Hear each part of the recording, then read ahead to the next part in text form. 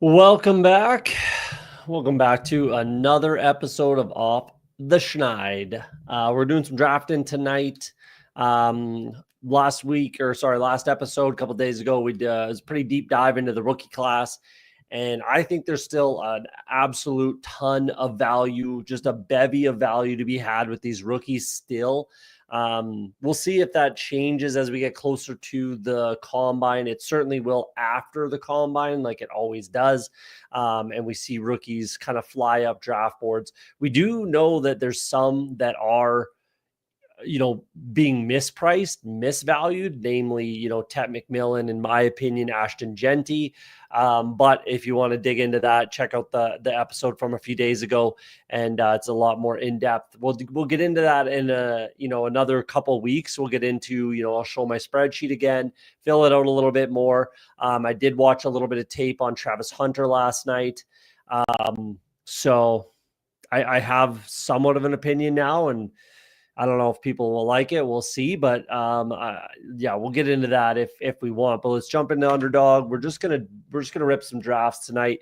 If you're in the chat and you want to do something specific, let me know. I've got a couple slow draft picks, so might just rip through those quickly. And as people come into the live stream, so like I said, if you're in the chat, you want to draft, drop tournament if you want to get into it, and we can do that. I don't really care what we do, what we draft. If not, I'll probably just do a big board because I got to kind of catch up on that and continue to get some value while we can in that tournament as well. I'm filling the little big board. So again, I definitely want to kind of make sure I get everything full, but I want to even out my exposures and get my ADP value all at the same time, kind of a thing. So this is the War Room.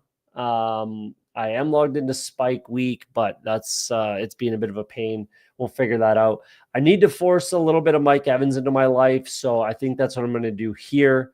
You can always bring in, Jalen McMillan, Cade Otton, Baker Mayfield is a little pricey in my opinion, but if you're doing it, then you got to kind of buy into it. So we'll see if I end up doing that. But I'm going to force some Mike Evans into my life. This is the War Room, correct? Yeah. So sure, this will probably be the only Mike Evans share I have in this tournament. And then we're going to take a pick on the biggest board. So this is pretty hefty tournament. I like my start. I went CeeDee Lamb at pick number 4, Tyreek Hill pick 21, and then Trey McBride. It's Rome Odunze for me here. Again, if you want a more in-depth kind of take on the Chicago Bears, Caleb Williams especially, and then Rome Odunze falls into that. Take a look at the episode from Sunday, I believe it was, or just a few days ago. Pretty in depth, but for me, it's Rome Odunze here over Zay Flowers, over Jameson Williams. I just feel like this is kind of where their their ceiling is kind of at least something similar to this, exactly what they did last year. So I'm going to go Rome Odunze with the thought process that he can become the wide receiver 1 with the Bears. And if I think Caleb Williams takes a step forward with Ben Johnson coming in, obviously, that's encouraging. So I'm going to be pretty overweight, I think, on Rome Odunze.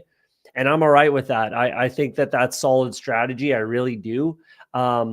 Especially kind of buying into this NFC narrative and then opening some doors for myself down the road to stack quarterbacks with, again, Caleb Williams. I got Dak Prescott, Tua if I want, but I probably won't go down that road. But then Kyler Murray as well. So, I've been saying it a lot lately, and I'm going to continue saying it. So we're going Rome Odunze there. That should be a fun finish. That's the biggest board. So should be a good time. We'll see how that one wraps up. And then I'll probably only do slows on that. It's pretty tough to to fill it. If anyone has interest, maybe we'll do a bigger board. We can do that. I've got how many bullets? 4 left. I doubt it'll fill, so we probably won't, but let's take a look. Let's take a peek. If we're close, waiting on 5, I don't think that's going to fill, in due time. So let's give it a few seconds here. Maybe we'll take a little bevy break, a little quick one. Sapporo for this evening. Quality beverage. But let's get out of here. Let's jump into a big board. I don't think this would fill in time. And I don't want to waste time. I'd like to probably get into 2 drafts tonight. So let's do a big board. If you're in the chat, want to jump in, jump in. Wait on 2. Should fill quickly. And kind of like I just showed with that biggest board draft, I'm trying to get as much CeeDee Lamb right now as possible. I really don't think anything has changed from last year where he was going first or second overall. Like if anything, you could definitely make an argument that this is, a better situation. If not, at the very least, it's the same situation. So hopefully I can get him at the 7 spot. Justin Herzig in the draft. That's cool. Who else do we got? That's about it. Just Justin Herzig, and he's right beside me. So that's fun. If you're in the chat for some reason, let me know, but doubt he is. Been on the show once upon a time. Justin Herzig was on the channel. It was a fun episode. Putt Daddy, what's up? Trying to get more Lamb yourself? Yeah, I think it's an extreme value, and like I said, I think you can make an argument that it's actually kind of a better situation. If you go back through Dak Prescott's Toast 0420, I knew that name. Definitely Dennis. Good to see you in the chat, man. Appreciate you coming out. But if you look through Dak Prescott's career, right, it's been pretty hard and firm, on again, off again, on again, off again, on again, off again, right? Injuries, whatever it is. Usually it's injuries. Almost every year it's a healthy year, injured year, healthy year, injured year. And last year he was what? Injured. This year, if you're, that's not really a good narrative to actually use. But if there's 6 years of kind of, proof, then it becomes a trend, right? It's the same thing that I look at for the NFC East, that the Cowboys are in that division, right? There's never been a repeat winner of that division for the last 25 years. So pretty wild. And it looks like maybe next year the Commanders might win it. So the Eagles aren't back to back. It's just been, it's a wild division. So anyways, I'm buying in on that. And especially it's not likely that he's going to surpass Puka Nacua. I thought he would for sure. But with the Cooper Kupp news coming out, Puka's been moving up the board. And there goes CeeDee Lamb, RMK344. I don't know if he's in the chat or not, but that's whatever. So I'll go Puka here. I'll take Puka here. I'm not going to try to stack him up at all. But it might, push me towards NFC teams, Seattle, Arizona, that sort of a thing. The 49ers maybe. But I definitely want to, I'm happy that I got Puka because it's hard for me. Like I'm not taking Puka Nacua over CeeDee Lamb ever. I'm not taking him over Justin Jefferson. I'm probably not taking him over any of these wide running backs. If anyone, it would be Barkley, because that's kind of my soft fade so far is Saquon Barkley, unless he falls to the back end. So I would take Barkley at 8 for sure, over Nico Collins, over Neighbors, over Brian Thomas. It's close with Amon-Ra for me. But anyways, either way, Barkley's kind of my soft fade right now in the first round, especially at the top of the draft. So, and even in that biggest board, it kind of goes to show that, I'm not alone. And you would think that, in those higher dollar value drafts, there's a lot more sharp drafters in there in theory. Right. And he was still there at 4. I could have drafted Saquon Barkley at 4 and I didn't. I chose to, I went CeeDee Lamb instead. So I'm not the only one that's kind of soft fading Barkley. It's a pretty common thread right now, to be honest with you, but we'll see kind of where he lands. And again, like when we get to the summer after the combine in the BBM season, I guarantee wide receivers move up and Saquon Barkley moves back towards the end of the first round where he may be more valuable. So we'll see where it lands. But as it sits right now, that at that part of the draft, I'm kind of soft fading Saquon a little bit. So we'll see where it lands. I won't be going Christian McCaffrey. That's another soft fade for now. He's got to move down a little bit. Like Jonathan Taylor is a better value for me. Even Breece Hall might be. I would have taken Brock Bowers there. There goes Christian McCaffrey to Herzig. So Nico Collins, Christian McCaffrey. That's an interesting start. Do I lean in the NFC with AJ Brown? Do I take a running back? Or is it Ladd McConkey? Let's go Jonathan Taylor. Like if I'm going if I'm going with an AFC team, which would have been either the Chargers or the Colts, I'll take the running back. And I'm pretty high on Jonathan Taylor going into this year. I think they'll do a little bit more to address that offensive line, and it's in a good spot already with another year, especially for a guy like Ryman, their left tackle, another year of experience. He coming into the league, he was a fairly inexperienced left tackle, and he's been getting better and better. So another year of experience, another year under his belt. And if they address that offensive line, which I'm sure they will in the draft and or free agency, should be in a better spot. Quarterback situation's a little bit in flux still. Not that it's in flux, and I fully expect Anthony Richardson to be starting for the Colts. But they've said publicly that they're going to bring in some competition, which is most likely an experienced veteran. So we'll see who that is.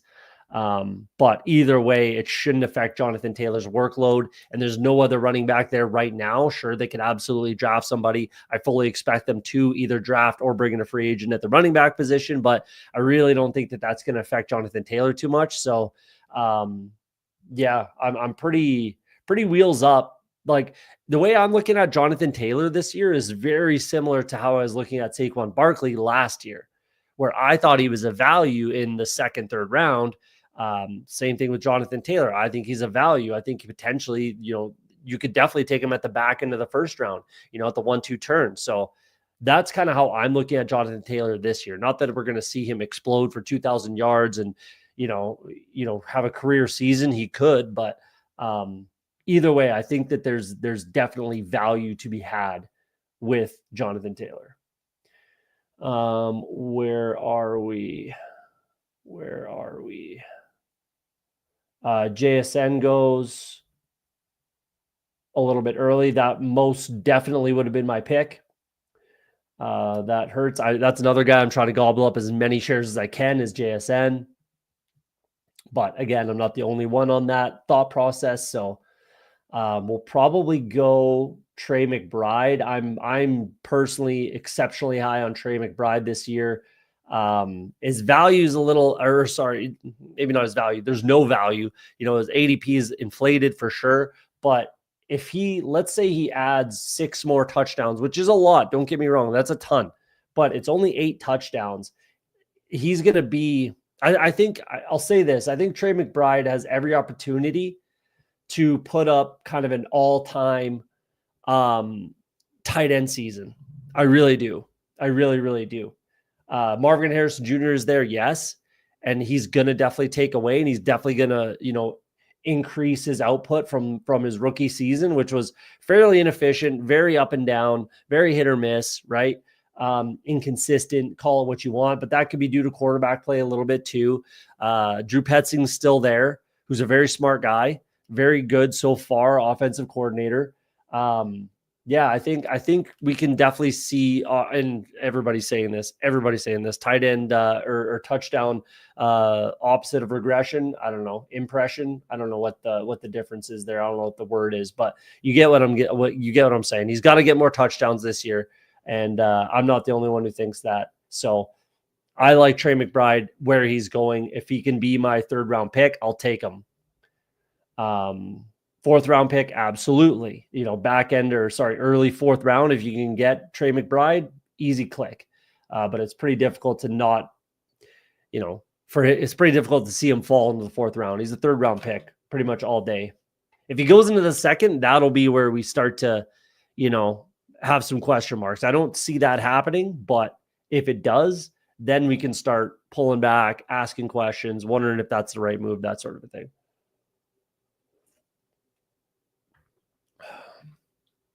And so I'd like to stay in the NFC as much as I can for again, correlation come playoff time. Not that we're not going to know who's playing each other, obviously, in these tournaments, but if you can stay, within division, within conference, then you can hopefully get lucky with some week 16, 7 or 15, 16, 17 matchups. I probably would have taken Jaden Daniels there, but I'm not, exceptionally upset that he's not. Roma Dunze, I just mentioned, I think is a good pick here. Then what am I at? 55. I do like DK here as well. Again, buys into the whole NFC West, which I think I might have to just fully buy into anyway. Since I have Puka, I have Trey McBride. I might just have to go down that road. And I think that DK does stay with the Seahawks. I know there's a lot of chatter about him being traded, which, okay, possible. It's not out of the question. It's not impossible. But given the fact that McDonald, fired the OC, fired Grubb. He was very not happy with the amount of touches that DK did not get. I think he definitely wants him there. He's under contract, so he definitely wants him there. He wants him to be utilized more. I think DK is definitely a value right now, certainly over, even Rashee Rice. Like, I think this is out of control. Rashee Rice is off my board at this ADP. We don't know how much the injury. He should be okay with that. That shouldn't be a massive concern. It still is a concern though. But how long is he going to be suspended? In my opinion, I really think that they're going to throw the book at him. I think they're going to make an example out of him. And I could see at least like 6 to 8 games. I really could. Not that, that's going to happen. I could be completely wrong on that. But I really think that they're going to throw the book at him. And I think that he should pull back to, where is he? Pick 44. At least the 6th round, at least, if not later, until we get some clarity, at least on the injury or the suspension, hopefully both. Ben Haskell, what's up, man? Off to Schneid, and it's Schneid. People say Schneid all the time. I don't know where that, off the Schneid is a pretty common sports turn of phrase. Like, it's a pretty common sports saying as far as I know. So it's definitely not off the Schneid. It's not Schneid, it's Schneid, but not that you were saying it wrong.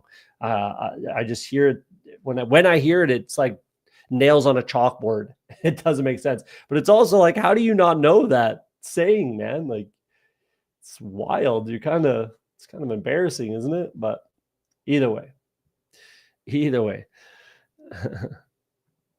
I got you on pronunciation. I know I threw a couple extra E's, and no, I know you're doing it on purpose. I was more talking about the best ball guy, or I think that's his name, best ball guy. He was on the Fantasy Dog Pound, and he said it's Schneid, and even Pat on the Dog Pound has called me Schneid. I don't know where that comes from. I don't know. That just really sounds dumb. If my name was Off the Schneid, then someone needs to sit me down and have a conversation. It's either Jordan Addison that I don't mind here, but it would be Kenneth Walker, but I don't want to take another Seattle Seahawks. So let's bring in Alvin Kamara. I need to up the exposure a little bit. NFC, so that's good. I am concerned, don't get me wrong. I'm a little concerned with Clint Kubiak leaving New Orleans, going to Seattle, which is why I'm super overweight. I'm hella overweight on Kenneth Walker and Zach Charbonnet. I said it last episode, you give me a Clint Kubiak system, I'll take the running back in that system. But it's Alvin Kamara has been in the league a long time. he's highly motivated too. He's said like multiple times he wants to play for years and years and years. It's tough. It's tough as a running back. Like, I think, what it'll come down to for Alvin Kamara is like his body just won't let him do it anymore, is really what I think will end up happening. And he'll just kind of fade out. But we're not seeing him slow. He had a career season last year as far as rushing yards anyways. So we're not seeing him slow down realistically at all. So yeah, I'm gonna stay on the Alvin Kamara train until it goes off the tracks, and then I'll reassess it from there. Pretty hard not to click my guy, but I like all these rookies here. And Debo is actually on the table in this instance. What I have going on here. Jaden Reed goes a little early. That's interesting. There goes Caleb Johnson, Herzig, probably wide receiver, if I'd imagine. Maybe Debo. Laporta's not a horrible pick for him here either. See where he goes. Could pull back to Debo. That makes sense. Hampton or Henderson? Do I take Ayuk? Nah. I'm just gonna stay on brand. Trevion Henderson. Way overweight, and I'm going to continue to be overweight. Mind you, he's not my highest exposed player. Oddly enough, my highest exposed player, we talked about him quite a bit on the last episode. Highest exposed player is Savion Williams. I'm willing to take that boomer bust shot on him. Watching his tape was a treat. So you want to see a lot of explosive plays, you want to see touchdowns, go watch Savion Williams tape and tell me that you weren't excited. You didn't say wow at least 4 times. So I'm okay with that exposure. I'm probably going to pull it back as I get more drafts under my belt. I think I'm only at like 20 or something like that. And I'll end up just with early best ball. I'll end up with at least like 200 and whatever, because I'm going to max everything that's running right now. So that's, there's 150 in the big board, 50 in the little board, 5, 4, 5, something like that. So I don't know, 220 something, whatever.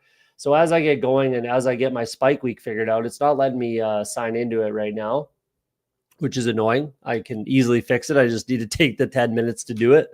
But yeah, as I get that going, I'll have my my percentages listed right up as I draft. Obviously makes it a lot easier. Very similar to the best ball overlay on the fantasy dog pound side. So I know he's actually going live in a little bit. So that's fun. We're just going to, we'll see a mass exodus from my show to his. But either way, it's just good to have that, whatever you use. I mean, I have a 1-year subscription for Spike Week, and that was before Best Ball Overlay came out. So whether I wanted it or not, I'm not going to pay for 2 friggin', skins on my Underdog. So it is what it is. I'm using Spike Week at least until it's done, and then we'll kind of reassess from there. But I like the product. It's quality. Definitely want to catch up a little bit at wide receiver. I'll take any of the 3 there: Shakir, Jalen McMillan, Jacoby Myers. I'll take any one of those 3. And it makes sense. Obviously, McMillan and Myers make more sense given that I'm trying to focus more on the NFC side. So any one of those 3 is what's going to happen. I would probably go like this. There goes McMillan. Okay, I'll take Jacoby over Shakir, but we'll see who's there. And then I'll be sniping Herzig, not intentionally. I need some wide receivers, so sorry about it, but it's what I got to do. Hopefully, there's lots of wide receivers and tight ends on the Bills, so I'm sure he can catch up. But it is what it is. I need wide receivers, but pretty sure he would have taken Khalil Shakir there. So you could say he sniped me on Debo. So there you go. We're even, Steven. Apologies ahead of time for the X's. I'll be back to finish the rest of your show tonight. Appreciate it, man. Yeah, no, I know you're a part of Pat's show. You're one of the admins, I believe, on that show. So I appreciate you coming in either way. Like I said, I'm sure a bunch of people watching the show will move over which is fair. He's got a bigger audience than me. I get it, but it is what it is. I'm not gonna change around my schedule when someone else is streaming. It just is what it is. Then people have an option, maybe bounce back and forth. Yeah, it's not a big deal. And like you said, there people watch it back, so it's all good. It's all good. Support everybody. I appreciate the support. So we'll see where we go. I definitely obviously want to look at Kyler Murray. Makes tons of sense with this, especially because I will not be taking Matt Stafford. I'd rather not take Geno Smith, and obviously I cannot get Josh Allen. So we'll see where we go. I don't mind Bo Nix here. I would go down that road. I don't mind Josh Downs because there he goes anyways, but you can always bring it back. I could still take Michael Pittman later, who's now going after Josh Downs, which is really interesting. It's hard to say that Josh Downs is going to be the wide receiver one there. I think they should close up a little bit. We'll see how that ends up. I like Bo Nix. Let's do that. I got to rewatch Matthew Golden's tape. I really, really do. A lot of people like him. I was pretty indifferent. So I'm going to have to rewatch it. I watched a little bit of, like I said earlier in the show, I watched a little bit of Travis Hunter last night. My initial thoughts are he needs number one, he needs to pick a side and really focus. If I'm being honest with you, I don't think he's exceptional at either one right this second. He's going to have to focus on one or the other to become, an all-pro, a Pro Bowler, whatever at one of the two positions, because he's not going to be at both. It's just not going to happen, not at the NFL level. And to be honest, I think he has a better chance at excelling as a wide receiver in the NFL, mostly due to his size. He's not a huge guy. He's really, really not big. 6'1", 180, something like that. That's pretty hard to hold up as a corner. We see a lot of these slender, slim type corners get beat up a little bit at the NFL level by some of these bigger wide receivers. It's easier to get away with. How many 5'9", 160 corners are there in the NFL? I'll wait. How many 6'1", 180 wide receivers are there in the NFL? Quite a bit, right? Or smaller. So, I think he's going to have an easier time transitioning to the NFL as a wide receiver. And he understands the position really, really well. Obviously, you can play him in certain packages. If you're a heavy zone team, then you can definitely play him a fair amount on the defensive side. But I think he needs to pick a side, and I don't think he wants to do that. So I don't really know. Like we talked about a bunch on the last episode. It'll be interesting where he gets drafted, and if the head coach is willing to play him both ways, and how much he's willing to play him both ways. Because you don't want to see him get hurt like a bunch, right? So. He's got to be on the field on one side of the ball. And again, to me, I think it makes more sense for him to be a wide receiver, but we'll see where it ends up. Either way, he's going to be a top 5 draft pick pretty much for sure. What's interesting, or what I didn't quite expect, was to not like Shedeur Sanders as much as I already do by watching the Travis Hunter tape. There were so many underthrows.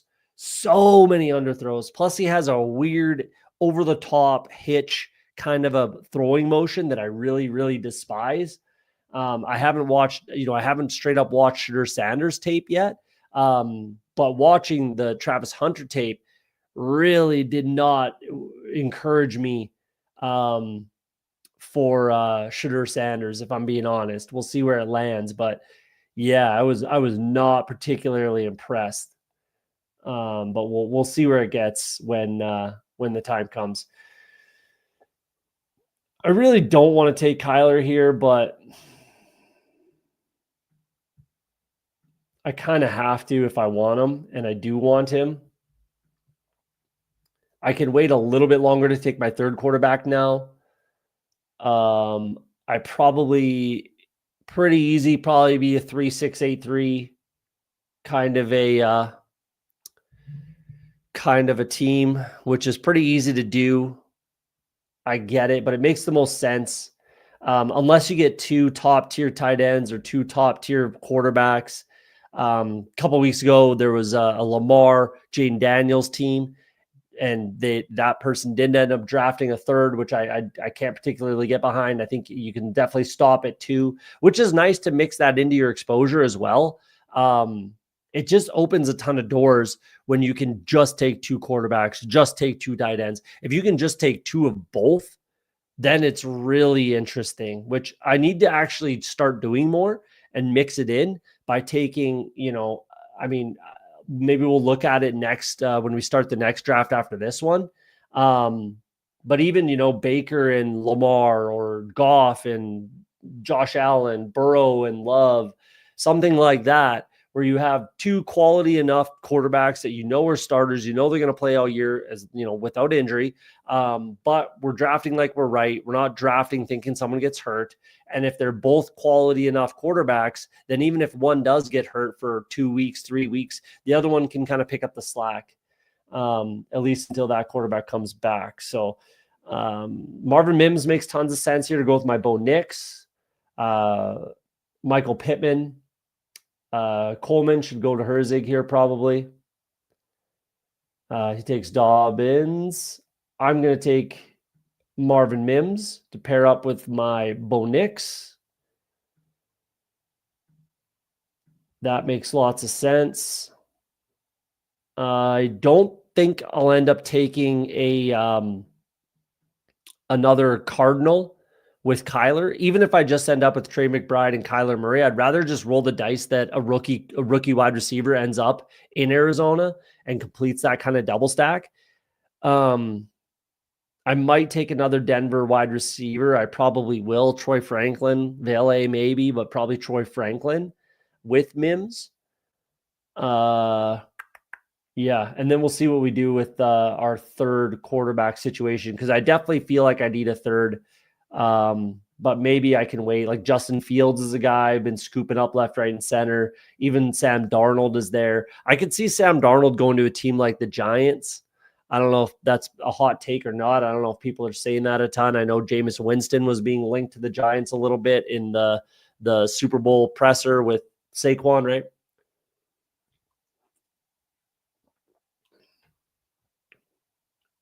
Did Shadur? Oh, there he goes. Okay, so Cam Ward above Shadur Sanders. That's good. But just off of what I saw with the Travis Hunter tape, there's a 0% chance in the world I'll be taking Shadur Sanders over even Justin Fields and definitely Sam Darnold. Like I did not particularly like what I saw just from watching the Travis Hunter tape. I definitely would have taken Pittman there to hopefully bring in Anthony Richardson. I could still bring in Richardson regardless, even just naked. That's perfectly acceptable. Oh, wait, I have Jonathan Taylor, so rather not, even though that's fine. With a guy like Anthony Richardson, you can bring him in with Jonathan Taylor. That's no problem, but I probably won't. Tight end, I could look at Penix. I don't mind doing the Penix with Pitts thing, but there's some talks about Pitts getting traded. I don't really see how that makes any sense for the Falcons, if I'm being honest. I don't think that makes sense. You got to think that they're, looking to be a playoff team, right? And you're telling me they're a better team without Kyle Pitts? I guess it depends on what kind of return you can get. Like if they're trying to get a first round pick, good fucking luck. Like that's not going to happen. So I guess it's pretty easy to say that he's on the block, but what are you getting offered? Like what's coming your way? So yeah, if someone offers you a first round pick, snap, accept. I get it. But you could always go for Bryce Young, who's in this draft fallen behind Dak Prescott, who's also a massive value in my opinion. 10 picks at ADP. Okay, he's flying up the board a little bit. I'm right, like I'm really on board with the CeeDee Lamb, Dak Prescott, Jake Ferguson stack right now. I definitely would have taken Devin Neal. So RMK 34 has sniped me a few times in this draft. That's good. That's fun.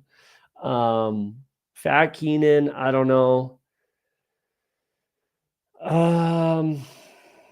Don't want Kincaid with Shakir. That's just not really what I want to do. Let's go Xavier Leggett. And then I will bring in Young as my QB3. I think that makes a lot of sense with what I have. And Herzig goes Kincaid here to bring in with his Josh Allen. Looks like Kelsey does want to keep playing. That's interesting. I thought if they won the Super Bowl, he'd ride off into the sunset. Doesn't sound like that's what he's going to do. I thought for sure. That's, I would have bet money that if they win the Super Bowl, he retires and rides off into the sunset, three-peat, starts pumping out a couple kids with T Swift, whatever. But I guess not. He's saying he's got a few more years, years ahead of him, sort of thing. I think he's got 2 more years on his contract, something like that. Not that that matters for him retiring, but he's definitely got at least 1 more year on his contract. So yeah, I was shocked to see that. Now I'm going to have to change my thought process on that and see what I think he'll do this year. Obviously he's declined the past 3 seasons in a row. So where is he going to end up even if he comes back, which again, it sounds like he definitely will. So where is he going to end up? We'll see. Houston Texans just got a new OC. Kaylee, I think is his name. I believe. I looked into him, but I forgot his name. But I looked into him. They're going to need some wide receiver help. Obviously, they have Nico, yes, but Tank Dell probably doesn't play at all. We'll see. Stephon Diggs coming off torn ACL, and he's 31, and he's a free agent. So, you could definitely pair CJ Stroud with either Nico, but CJ Stroud with Dalton Schultz, and then some rookies, or John Mechie, if you believe in John Mechie. He's had some opportunity and hasn't exactly, excelled with that opportunity or done much with that opportunity. So, I'm not going to sit here and say that John Mechie is going to be a guy. Let's go Bryce Young here. Yeah, got to do it here. So definitely done at quarterback, obviously. I'd like to catch up I shouldn't say catch up. I actually have tons of time for tight end with Trey McBride. I really don't need much of anything else, but I don't mind, like a Loveland, Pitts, Freiermuth even. I think Jake Ferguson has a bounce back year unless they go ahead and draft, a Tyler Warren or a Colson Loveland in the first round, which I think would be a horrible pick for the Dallas Cowboys personally. So I don't expect that. They actually do a reasonable job drafting the Cowboys, if we're being honest. They did absolutely nothing in free agency, which killed them this year. But yeah, I think, with Schoonmaker there, 2nd round pick a couple years ago, Ferguson can obviously still get the job done. So I think that I would be shocked if they drafted another tight end. I think Jalen Coker makes tons of sense here for what I'm doing. Colson Loveland, I would absolutely be fine with picking. Rachaad White's a quality pick here. Yeah, I definitely have some options. Ollie Gordon, I think there's still some super value there. I think there's value for sure. I would take him over Dowdle, over Corum, probably over Jerome Ford, probably over Rachaad White, probably over Tyler Algier. At worst, you're getting Tyler Algier, right? Like a quality backup. Sticky Kush takes Jalen Coker. That stinks, but that's fine. I like Xavier Restrepo. I love his tape. I just didn't really love that he didn't show up much in the Senior Bowl. Undersized guy, 100% a slot guy. I do like him, but I'm finding it difficult to click his name. I've got a couple shares, but nothing crazy. I think I'm all right at running back so far. Let's go Colston Loveland.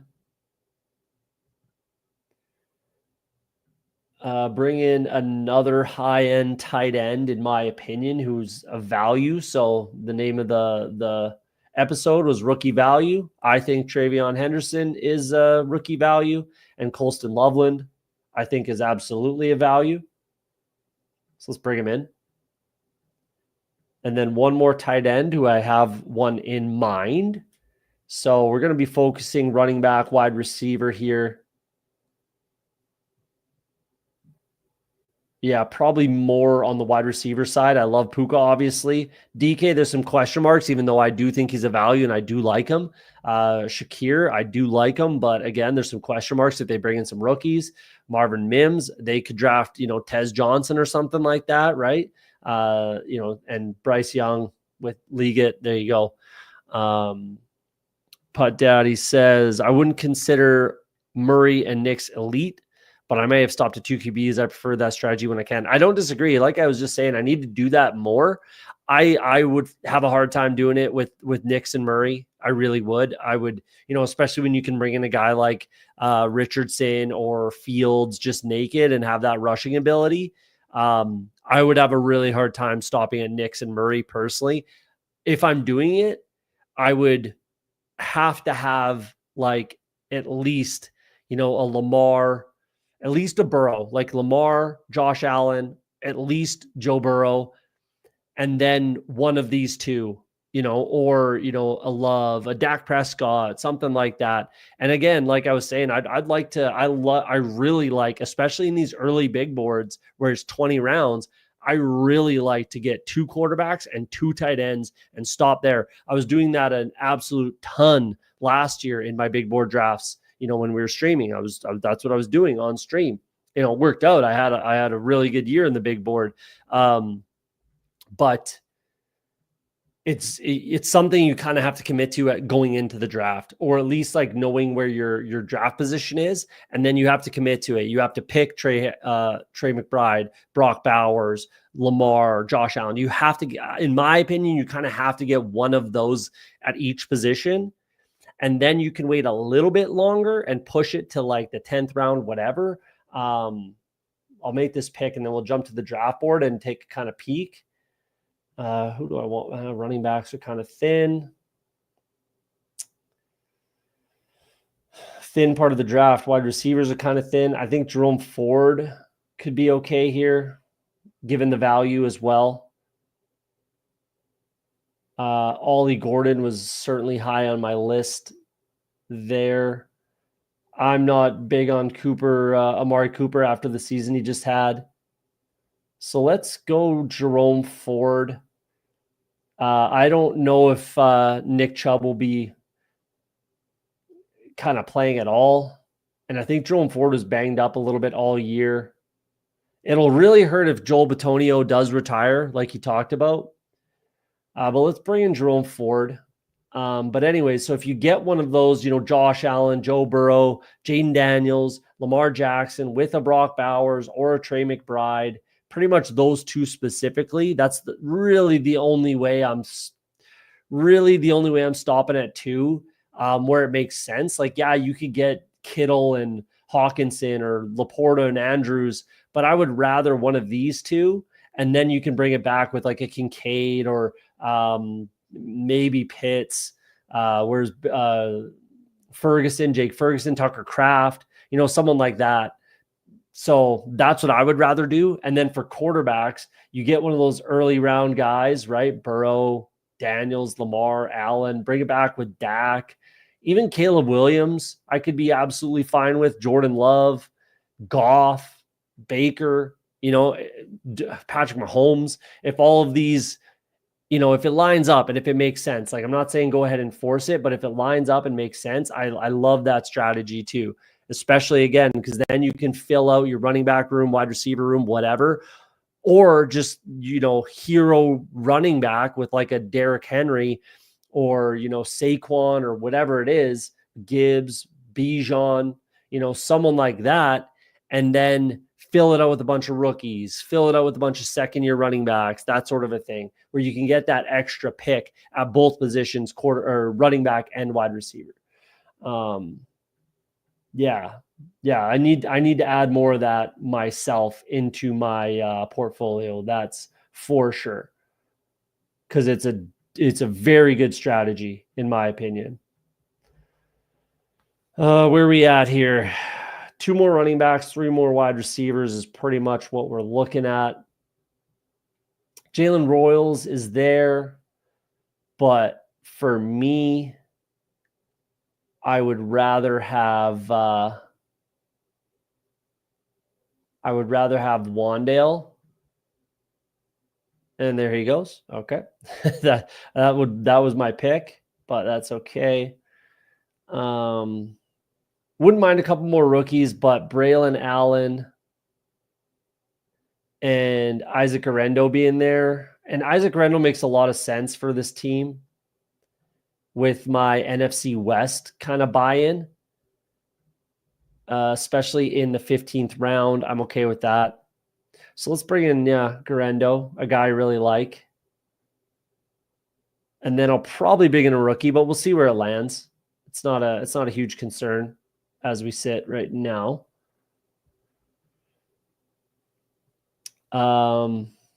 Fields, that's a bit of a value, isn't it, on Fields?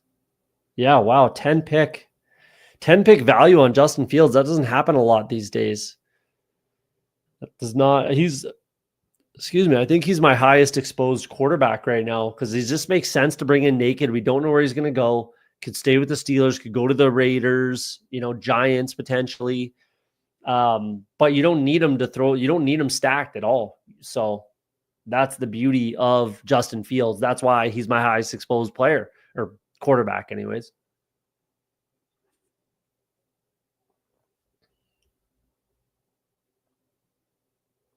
Savion Williams staring me in the face. Definitely not going that far. Jordan Whittington is an interesting one. We'll talk about that in 2 seconds here.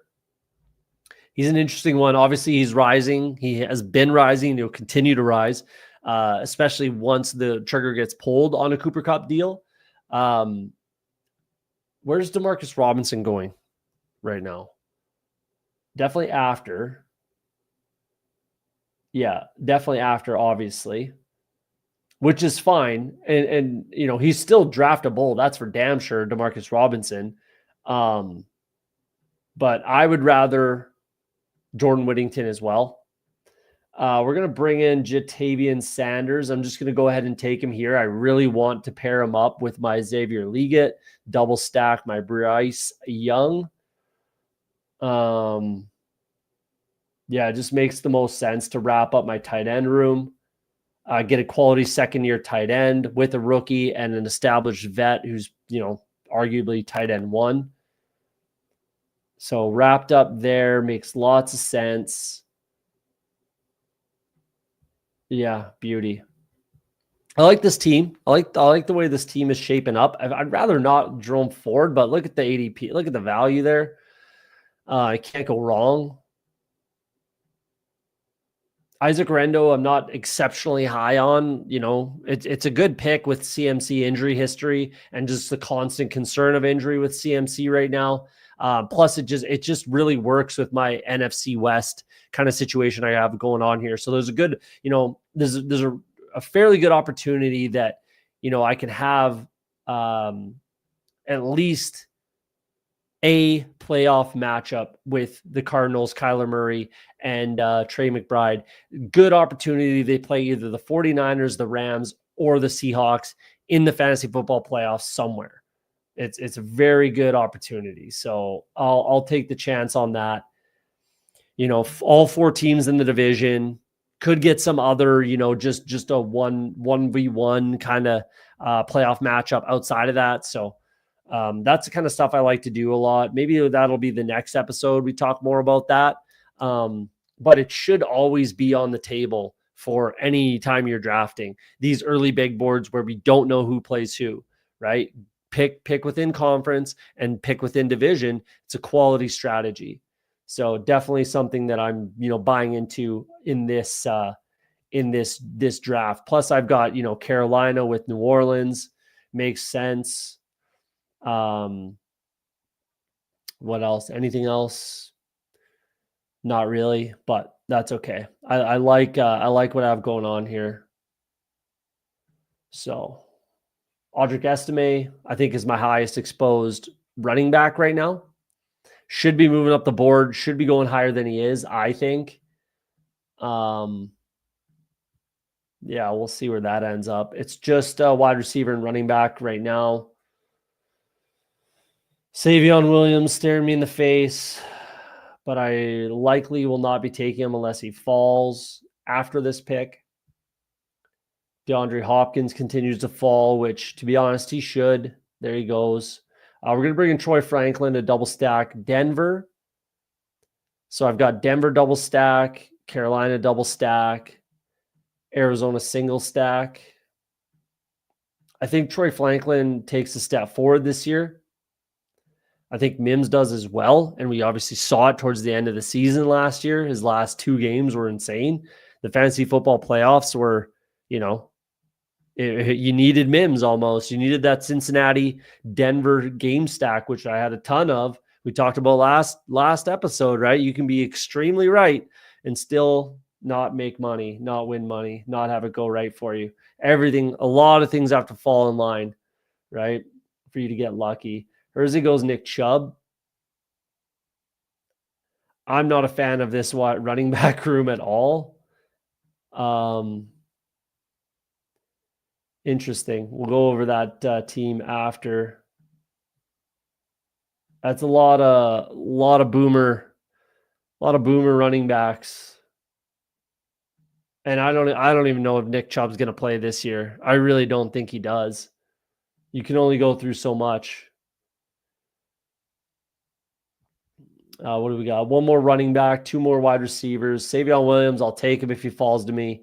Tez Johnson, I like. If you watch the show, you know that. I'll be taking him. I think Marshawn Lloyd could make sense for certain builds, certain teams. This one, I'm not so sure he does. But he's, live. He's live to be drafted. There goes Tez. Jalen Noel, I've finally been clicking instead of just talking about how much I like him. Definitely been clicking his name. I don't think Michael Wilson is a guy that you need if you're focusing on Arizona Cardinals. Like in this team, yeah, sure, it would make sense structurally, but I'm not going to do it. I'd rather take the chance that it's a rookie, and I'll probably go with 2 rookie wide receivers just to make more sense for this build. If I'm hoping one lands with the Cardinals, a talented, rookie wide receiver.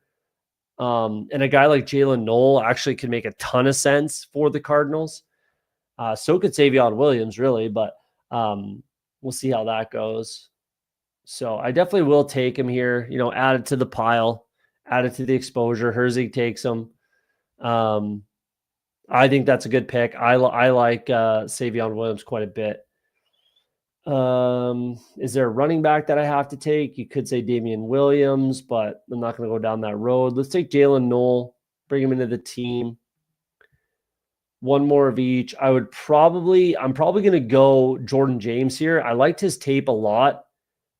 He maybe should have been in my top 10. The only reason why I didn't put or wouldn't put and didn't put Jordan James in my top 10, which I did finish the rankings. The only reason I wouldn't put him in there is because he doesn't have that breakaway home run speed that some of the other guys like Bayshal Tootin, Jarquez Hunter, they have. He doesn't have that. He's a bigger body guy and he's more of a power back. But he doesn't have that next gear. Not that I saw. So that was what kind of pulled him out of the top 10, put those guys into the top 10, similar production. Yeah, but I think he'll make sense on this team. On this roster, he makes tons of sense. I mean, I'm curious about Jalen Tolbert. I was really high. I was a very, very highly exposed drafter to Jalen Tolbert last year. He made lots of sense. I'm not sure he's going to make, like, I fully expect him to be replaced, whether it's in free agency, someone like T. Higgins maybe, or in the draft, Emeka Ibuka maybe, something like that. I could see him fully being replaced, and then see him going back to 2023 levels instead of taking a step forward. With all the opportunity in the world, he didn't exactly light the world on fire. Sure, it's tough to do when you're behind CeeDee Lamb, but if he had a better season, then, or if the team had a better season, then I could be in on him. Mind you, he's free, 20th round, 19th, 20th round pick. He'll be on the team, so you could definitely do a lot worse regardless. But either way, I'm yeah. Deontay Johnson might make sense on this team, but I think I would rather a rookie. And I do really like, Parker Washington can make some sense.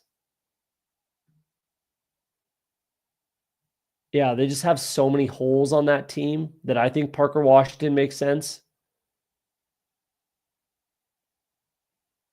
Tolbert goes.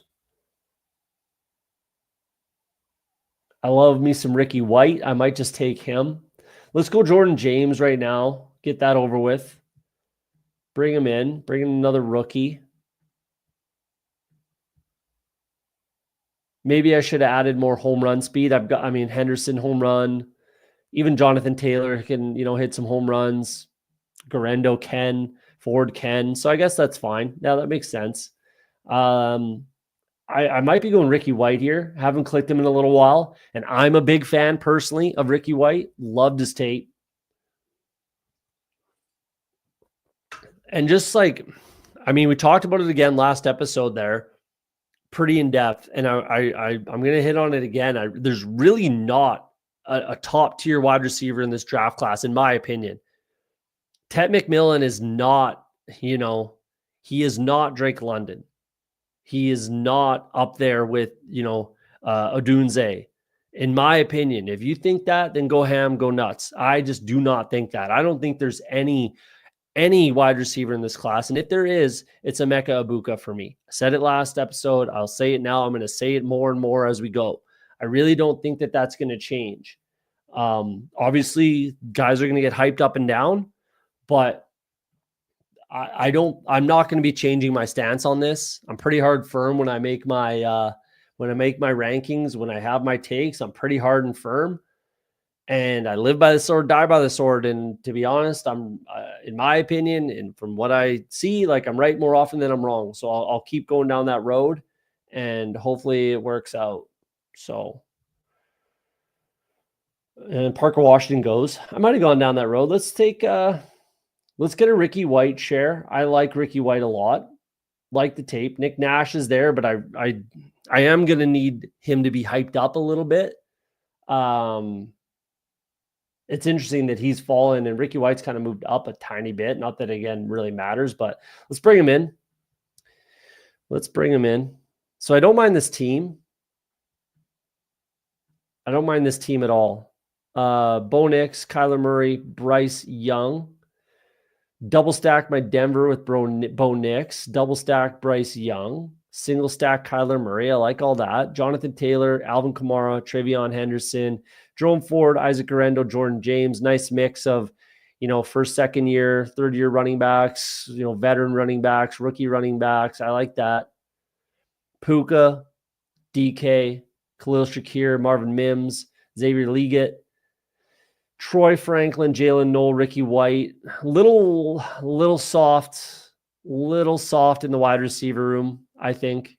But you can't be super strong everywhere. It's just never going to happen. And I very much like my tight end room. Trey McBride, Colston Loveland, and JT Sanders. I dig that a lot.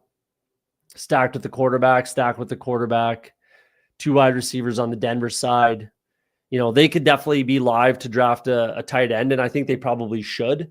I think they probably should go with a Tyler Warren or a Colston Loveland, something like that, or some of these other, quality rookie tight ends that are out there. It's a very good tight end class, in my opinion. But these are, Cortland Sutton's still there for sure. But anytime they're rolling with 3 wide receivers, it's going to be Troy Franklin, Marvin Mims, and Cortland Sutton. So there you go. While this is not going away, let's take a look at Justin Herzig's team. I got to be honest, I'm not a huge fan of this squad, but it is what it is. And he knows more than me. If we're being honest, he's better at this than I am. So I can't get mad at the guy. But Josh Allen, Justin Fields, I love that. That's a 2 quarterback room that I'm fine with. I quite like that. It makes lots of sense. And Justin Fields is essentially naked regardless. Even if he does have Pittsburgh wide receivers, doesn't mean he's going back to the Pittsburgh Steelers. So regardless, he's naked. And then I'm sure he's got some Buffalo pieces. Christian McCaffrey, Joe Mixon, Tyrone Tracy, J.K. Dobbins, Nick Chubb, Will Shipley, and Ty Johnson. Like, outside of Christian McCaffrey, and you could say Joe Mixon, I suppose, like, all of these guys are at risk of not being particularly relevant. Tyrone Tracy could be completely, replaced, essentially. J.K. Dobbins is, one twisted ankle away from not playing again, essentially, and he's a free agent. Nick Chubb, I don't think is going to play regardless. Will Shipley, yeah, he's the handcuff, I suppose, to Barkley, but he's pretty inefficient in his limited touches. And Gainwell, he might be a free agent, but regardless, I'm not a big Shipley guy. And Ty Johnson, who knows, just drafted Ray Davis as a rookie. Yeah, I'm not a big fan of this running back room personally, but it is what it is. Nico Collins, George Pickens. So if Fields goes back to Pittsburgh, he's got a single stack there. Deebo Samuel, Rashid Shaheed, Trey Harris, Xavier Restrepo, Amari Cooper, Adam Thielen, and Savion Williams. Don't mind this room. I really don't. I like his tight ends, Kelsey and Kincaid. That's another example of 2 and 2. That's fine. Like, that makes sense. Kelsey, Kincaid, Josh Allen, Justin Fields. That's an example. Putt Daddy, we were talking about it in the chat. That's an example where it makes sense. Take 2 quarterbacks, take 2 tight ends, and then you can fill out your running back and wide receiver rooms. That's a quality way to go. Adam Thielen is kind of assessing his playing career. It sounds like that's what he's said publicly. So we'll see if he even plays. Amari Cooper might not be with Buffalo. Deebo could be traded, but I expect him to be a 49er personally. I like Savion. I like Restrepo. Trey Harris. There's a few Trey Harris's got ADP value, but not a bad team. It's not how I would draft personally, but again, he's better than me at this, so I can't fault him. Let's jump into another one. Let's do another big board, unless this bigger board makes sense. If it's possible to get in and have it go. Oh man, we're going. Let's do it. We're doing a bigger board. That's fun. I didn't expect it to be filled or to fill. Bonner Brian, I don't know how to pronounce this, but I've played with him. Oh, there's the BBM winner. LG or El Gru 50. That's the BBM winner this past season. So that's cool.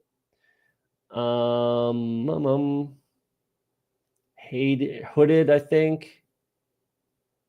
Sweet. Well, we're doing a big boy draft. That's fun. Cheers.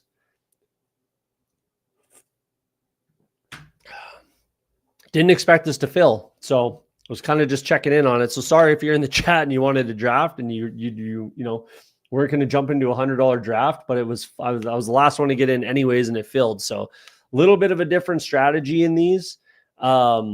Especially not necessarily because of the money. That's not necessarily what it is. It's more 4 of 12 and then 2 of 8.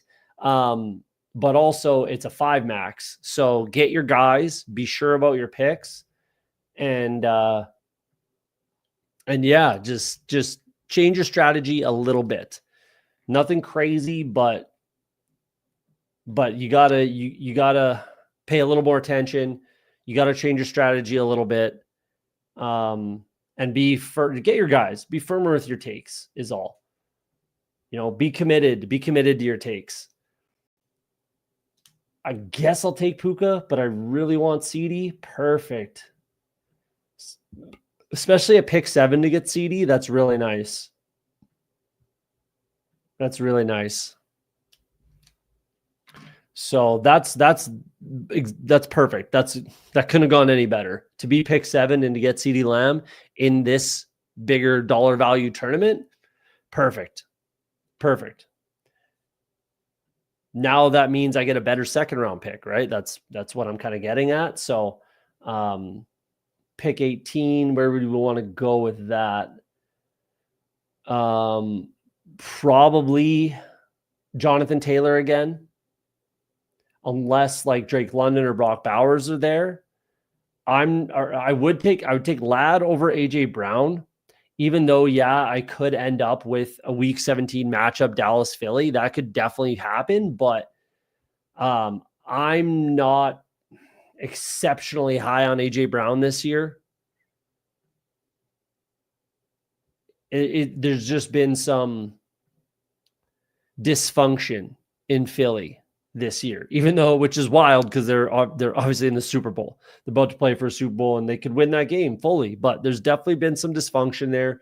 He had a down year, a little bit of injury stuff, nothing major, but a little bit of injury stuff. And then Kellen Moore is probably going to leave. So another new offensive coordinator. So yeah, we'll see where I end up in the second round, but yeah, I didn't expect to be doing this kind of a draft. We're in a bigger board right now. Didn't expect to, but here we are. I would have titled it, I would have titled it higher stakes, not high stakes, but higher stakes draft, but that's all right.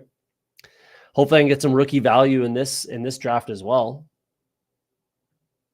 So let's see how it ends up. It's, again, like I said before, with that bigger board or biggest board, whichever, the 250, typically a little bit sharper drafters.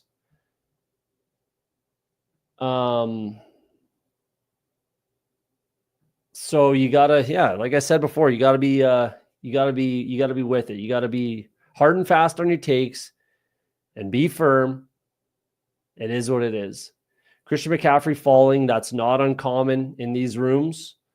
Genty fell in my biggest board, which he should, in my opinion. So again, a little bit sharper. I'm probably going to end up with Jonathan Taylor here, even though I'd rather not, but that's probably going to be the route. It just makes the most sense. I would take JT over Christian McCaffrey. That's nice. Drake London is absolutely who I wanted. This is working out really nicely. The most accidental, get into a random $100 draft, have it be full, and then get your 2 first picks that you absolutely love. It's working out really nicely. I'm a big fan of Drake London this year. I'm going to try to be as overweight as I possibly can with the Drake London, Michael Penix stack. I'm going to be as overweight as I possibly can on that, given what they did in their last game together. So, I've been hearing that too. So Putt Daddy in the chat, what was your take on rookie Burden? I see in here drafters are liking him. Yeah, I'm seeing a lot of smart people like him too. Give me a second. I'm going to make this pick, and then I'll dig into it a little bit more. I'll leave the question up there until I pick. I definitely would have went with Jackson Smith and Jigba there, no question. So that's unfortunate, but it's probably, it's tough for me to justify taking James Cook, Chase Brown, Kyron Williams right here. It's really hard for me to justify that. and I can justify taking Trey McBride. This is like a very common start for me. Literally, these 3 players, I've probably started this like 4 times out of my 20 drafts or whatever I've done, but it just makes sense. And I think it's safe, but also like super high ceiling, high floor and high ceiling for all 3 of these players. So, and in these bigger money drafts, I'm going for it, especially being a 4 of 12, right? If you're advancing 4 of 12, if you can have that much of an edge at a position like tight end, which I really think you do with Trey McBride and Brock Bowers, then like I'm already feeling good about advancing this team.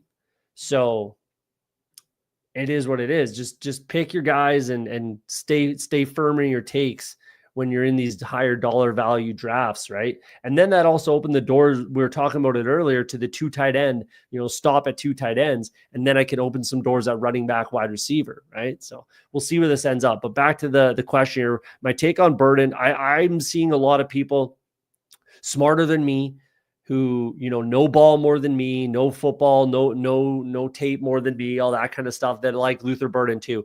I really didn't like him. I really didn't. I'm going to go back and watch the tape again and see if I missed something. Hopefully there's some fresh games that have been uploaded that I can watch more tape on them.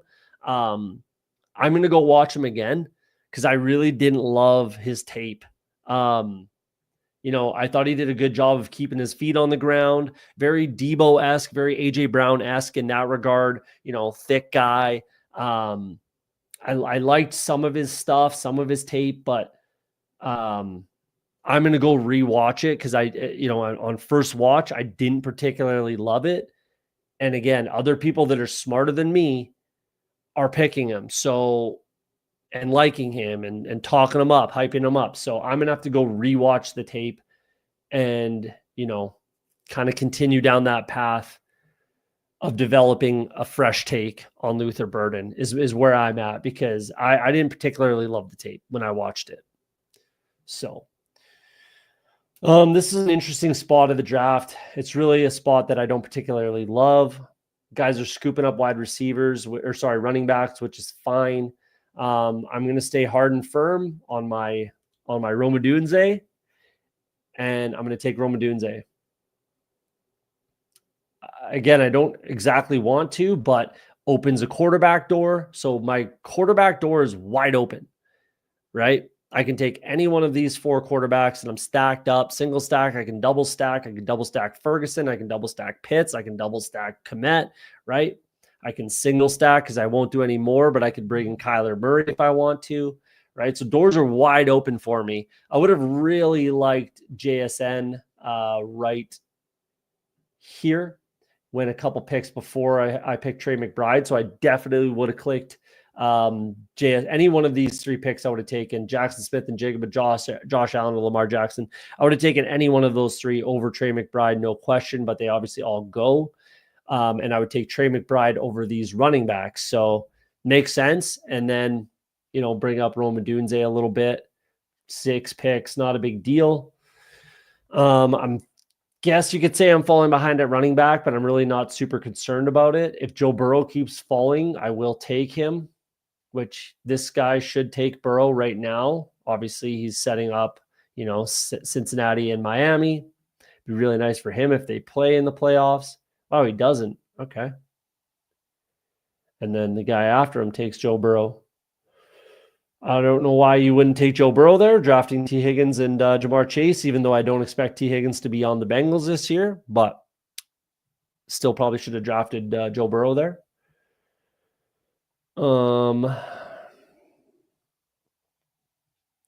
Definitely leaning running back here. DK would have been on the board, but he goes. Tet McMillan is nowhere, not a chance going to be the pick here. George Kittle's definitely not my pick. I don't want Addison in this instance. I don't want Pickens in this instance. It's going to be most likely Kenny Walker, I think makes the most sense. Yep. Definitely makes the most sense. And I don't mind. It's still on the board for me to take Zach Charbonnet, to take both the Seattle running backs, right? If I really, it's because I believe in the system.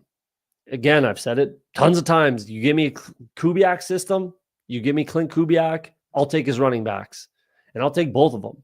So if there's an injury to Kenny Walker, I still have the running back in that system. I fully expect them to hopefully be a little more healthy on the offensive line for one in Seattle, but also address it in the draft, in free agency.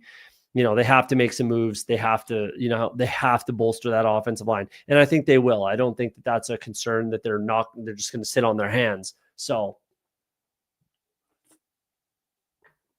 and even if, I mean, they're going to address it regardless. But even if it's, doesn't look absolutely amazing, I still expect, a Kubiak system to get their running backs, their points. Plus, Geno Smith is your quarterback.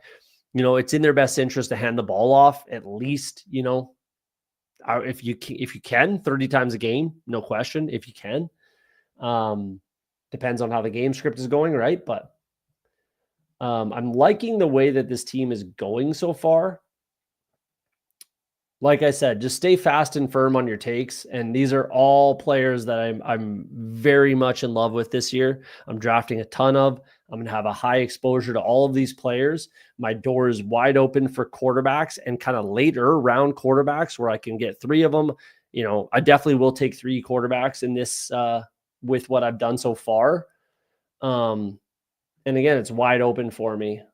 Luther Burden at 61, that I can't get behind, but now guys are going to be somewhat scrambling to get wide receivers, given that, running backs came off the board pretty quick, pretty hot and heavy early in this draft, which I don't think is really a great strategy. Like Joe Mixon, Chuba Hubbard, Kyron Chase, James Cook.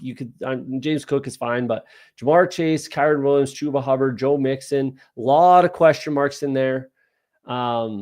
Even Josh Jacobs, with the amount of touches he had last year, there's a fair amount of question marks in there where I don't think you're giving up a ton of value by not picking those players and, instead going with the Kenny Walkers, Alvin Kamaras, Hamptons, even David Montgomery, right? Caleb Johnson, Trevion Henderson, my guy, who I'm gonna pick here. It is what it is.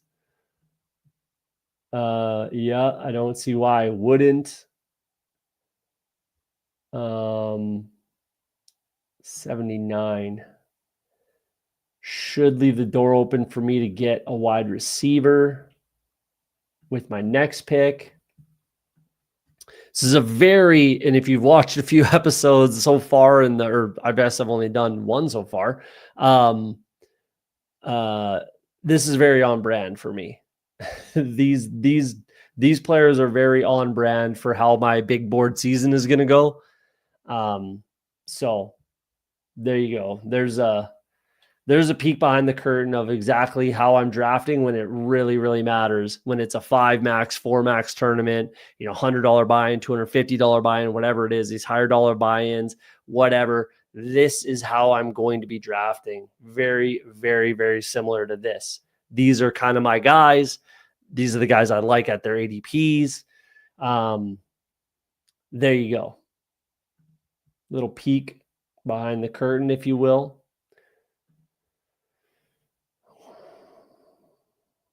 Patrick Mahomes definitely falling to where he should at some point. Calvin Ridley's fine. He's a fine pick here. Pollard. Wow. Ridley goes. That's not a bad pick, but Tony Pollard, I mean, yeah, it's actually not a bad pick, to be honest with you. I think Pollard's going to move up ahead of, Aaron Jones, Warren Pacheco, and should move ahead of Tyrone Tracy as well. So I guess that's a good pick, given I think his ADP rises, certainly ahead of those other, the running backs around him. There goes Myers. He was on the board for me to pick. It's quality pick. Ibuka was at the top of my board. That's who I would have picked for sure.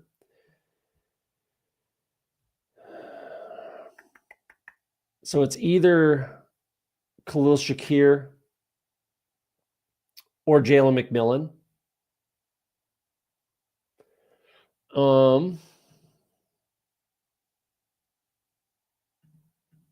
Let's go.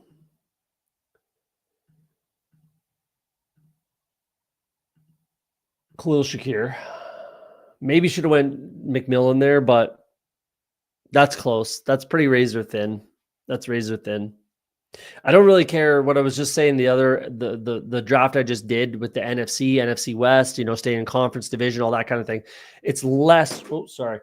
It's way less important in these 4 of 12, right? Way less important. You do want to get some stacks, that's for sure, but it's way less important to try to make sure you try to line up for week 17 and all that kind of shit. It's way less important. You want to have a good team. You want to draft the best players. Just draft the best players that you think are the best players, right? And take it from there. Like for me, McMillan or Shakir, that could be the difference right there, potentially. Not likely, but that could be the difference right there. I'm still very happy with my wide receiver room. Maybe should have went with McMillan, but hopefully Khalil Shakir stays a little more healthy this year.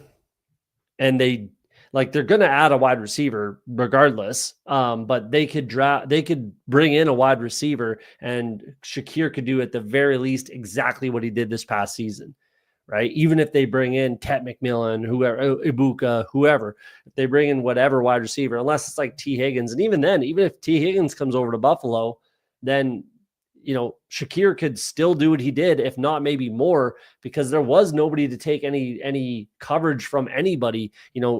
Amari Cooper wasn't doing that. Matt Collins sure as shit wasn't doing that, right?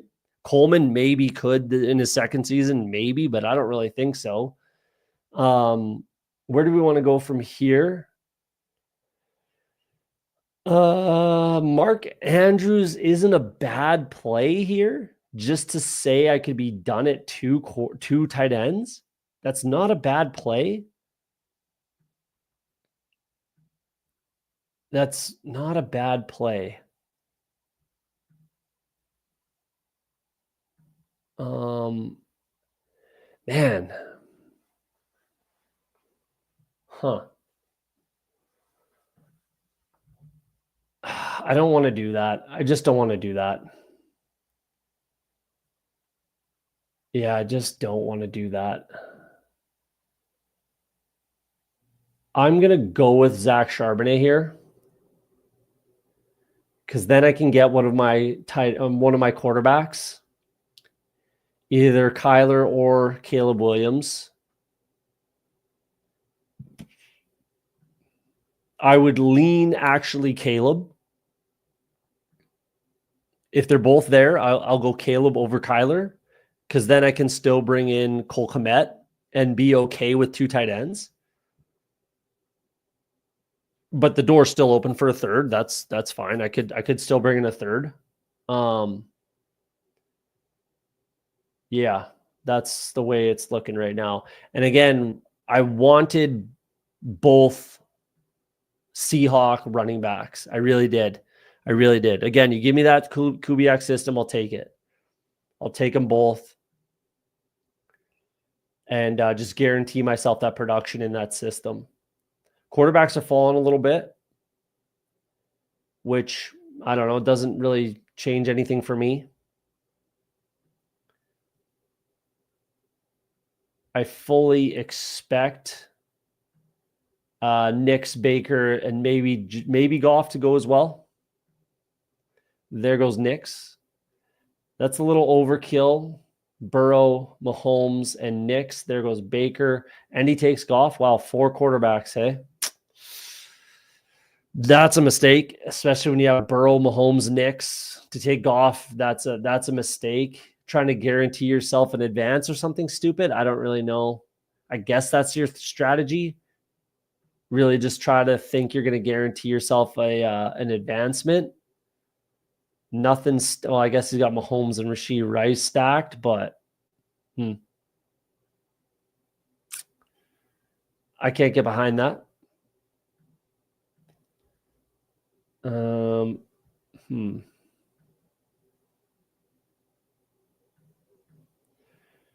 So definitely, obviously, one of these two quarterbacks, and it's going to be Caleb.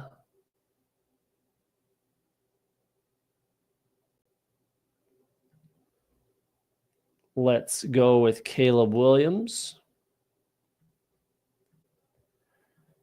And I will take Kyler if he's still there, because that will give me some value. Yeah, full round. I'll take that.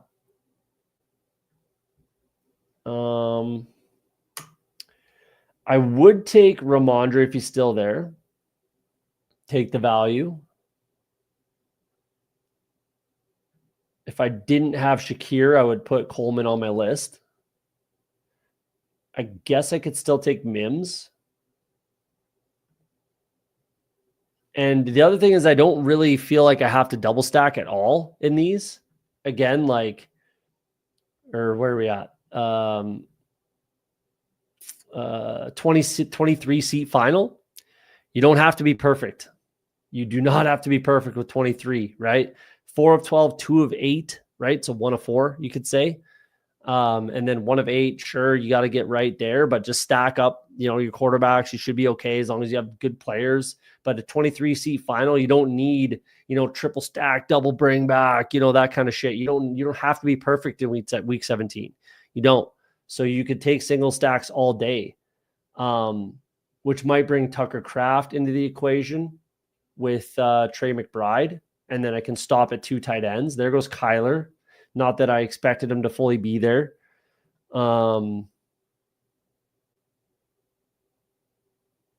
So Kraft could be on my board. I mean, I guess Brian Robinson could be on my board. And the other thing is I wouldn't mind stopping at 2 tight ends, given that I have 2 Seattle running backs, right? So I want more shots at running back. So I'd really like to stop at 2 tight ends if it's feasible, if it makes sense, if I can pull it off.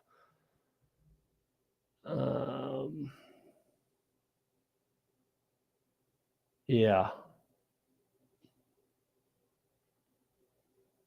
Might be easier said than done, but we'll see how this kind of shakes out. If you're jumping in the chat, hit that like button if you don't mind. Rocking a bigger board, $100 draft. Jumped in, got lucky, it was full, and here we are. Like my team. I like what I've done so far. Hopefully it keeps going this way. But yeah, if you're jumping in, hit that like button if you don't mind. If you're new to the channel, subscribe. Appreciate everybody coming out in the chat. Ben Haskell, Putt Daddy as always. Definitely Dennis. Another regular. Appreciate you guys coming out.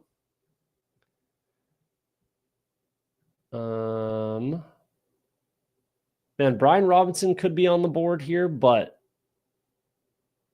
I think what I want to do is not take too much risk as far as the quarterback position is concerned and bring in Dak Prescott right now.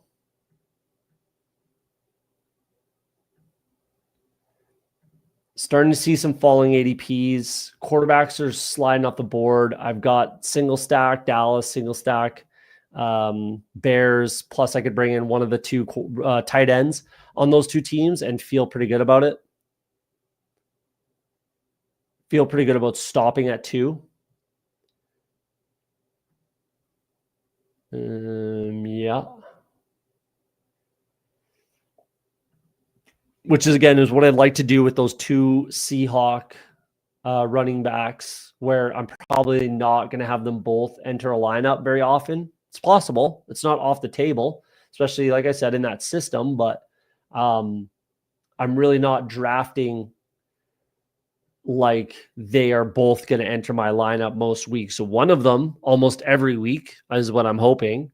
I'm equating having both of these guys to having like, a Breece Hall you know, maybe even Jonathan Taylor, you could say, Josh Jacobs for sure. I'm equating having these two Seattle Seahawks running backs as having one of those running backs, if that makes sense. And I think it's fully worth the cost, the draft cost for sure. Again, some of those guys are going in the second round. You know, I got Walker in the 5th and then Zach Charbonnet in the 8th. And they can obviously both enter my lineup sometimes or bounce off each other. I would have definitely taken Devin Neal right there.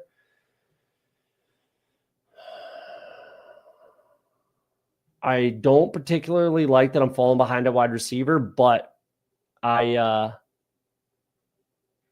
don't have any that I really need or have to take right now. Tucker Kraft versus Jake Ferguson is pretty easy.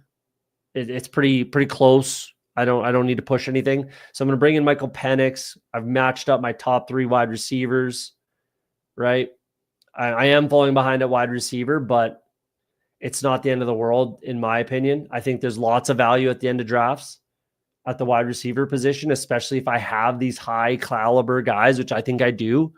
Again, the difference might be between, you know, Khalil Shakir and Jalen McMillan, but I made my bed and here we are. I like my running back room so far, but I obviously need to put some emphasis there. Let's see what the BBM champ is doing. Jerry Jeudy, Stephon Diggs. He's the one who drafted McMillan. He's got Bowers and Joku, Jaden Daniels, Pacheco. Interesting.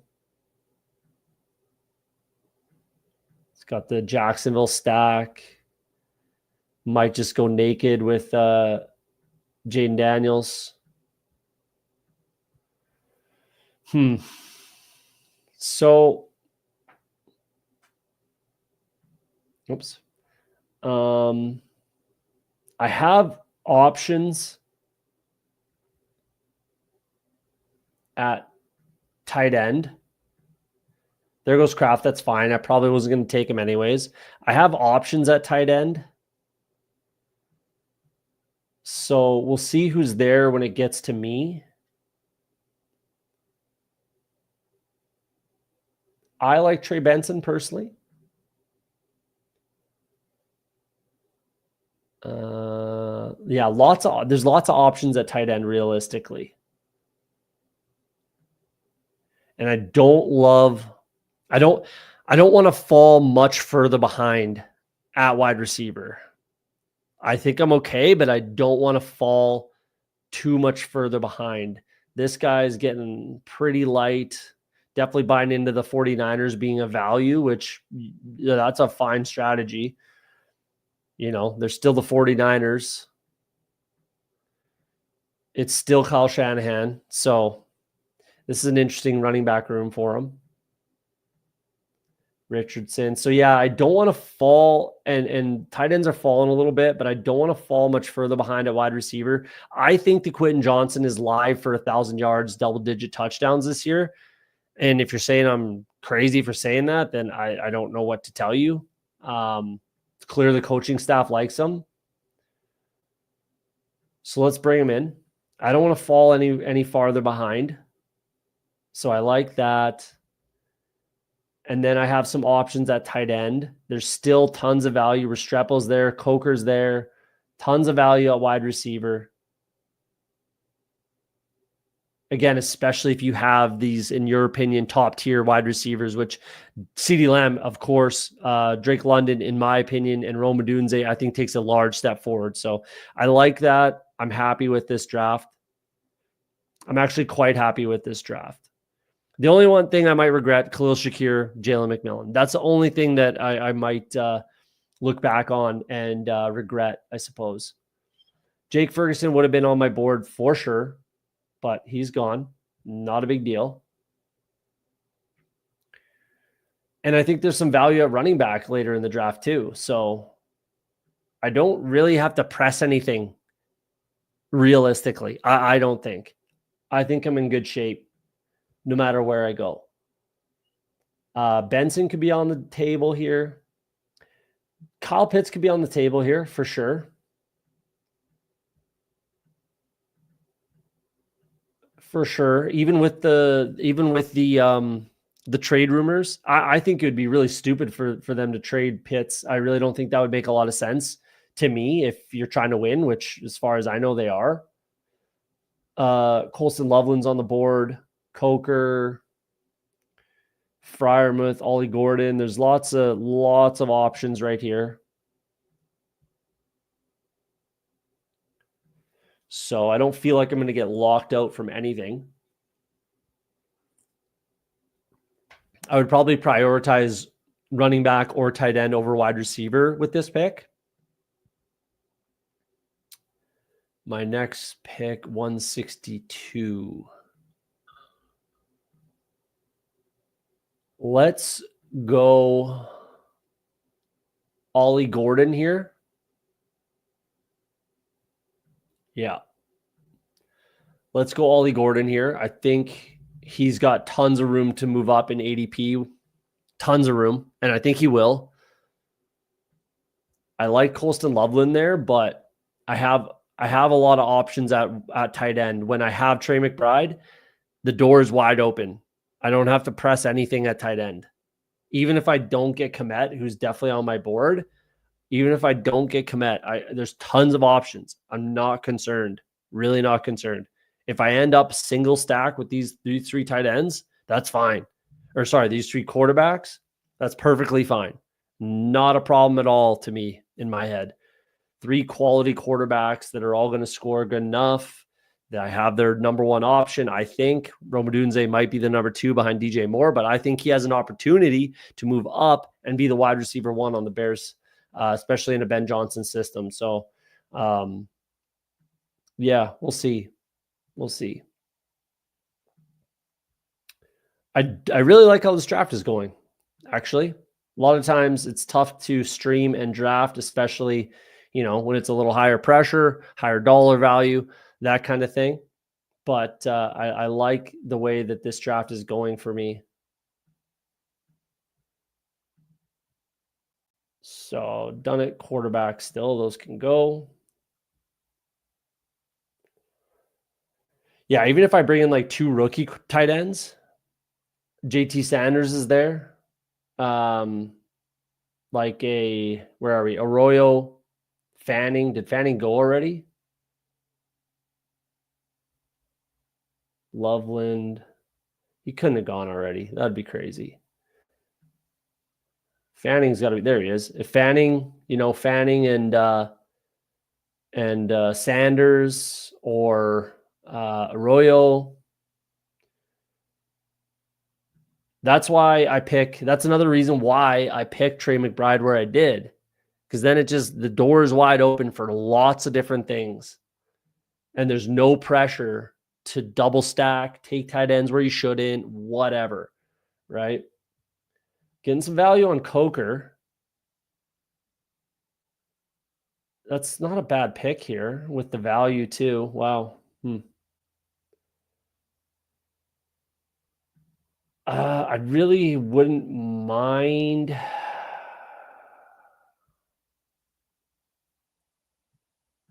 Wow. I didn't expect Coker to be there.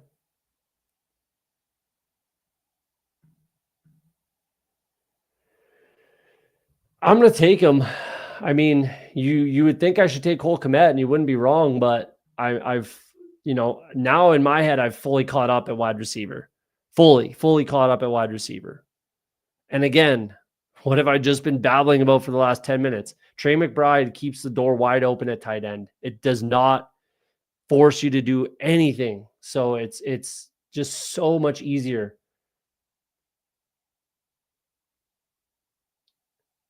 So much easier. That does kind of backdoor me into picking three, most likely, unless, Cade Otton, Pat Freiermuth, or Cole Kmet are there. If one of those three are there, then I could probably still stop at two.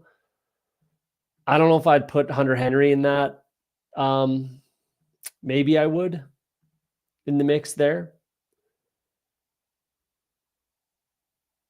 And then having Coker kind of takes Sanders out of the equation for me, but not really. I could still take him. That doesn't really change a crazy amount. There goes Otten.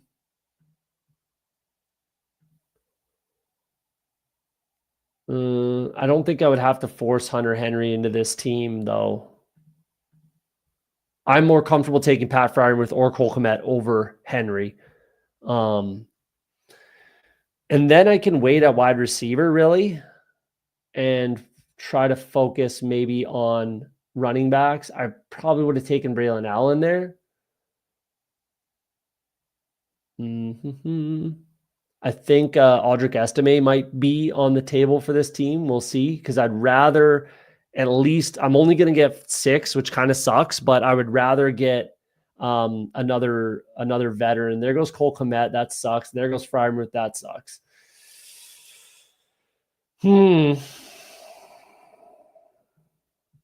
Well, let's go Harold Fanning then, because I don't want to fall too far behind. It's either Fanning or Wandale. Let's go Harold Fanning. Fannin is probably actually how you say it. Fannin, not Fanning, but that's okay. But that now means I have to take 3, which is fine. That's fine. So I backed myself into a 3-6-8-3. I suppose I could stop at 7 wide receivers. I suppose. We'll see. We'll see where it lands.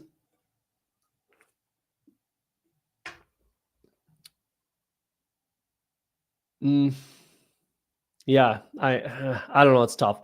I think I've just backed myself into 3-6-8-3, and it is what it is. It's kind of unfortunate.